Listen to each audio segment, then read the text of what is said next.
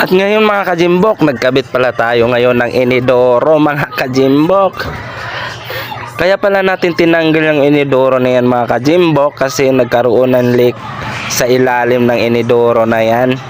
Kaya natin tinanggal para makita natin yung leak o tagas. Tapos binalik din natin kaagad. Sa pagbalik ko pala ng inidoro na yan mga kajimbok, hindi na ako gumagamit ng simento. Ang ginagamit ko pala dyan ay sealant na lang mga kajimbok. Pag ako yung nagkabit ng inidoro, hindi na ako gumagamit ng simento. Ganyan lang kadali magkabit ng inidoro mga kajimbok. Pag yan natuyo yung sealant na yan mga kajimbok, ay mas matigas pa yan kaysa simento at saka madaling baklasin yan mga kajimbok. Dapat mga kajimbok, kung bibili kayo ng sealant, dapat silicone sealant para tumigas. Wag yung acrylic kasi pintura yung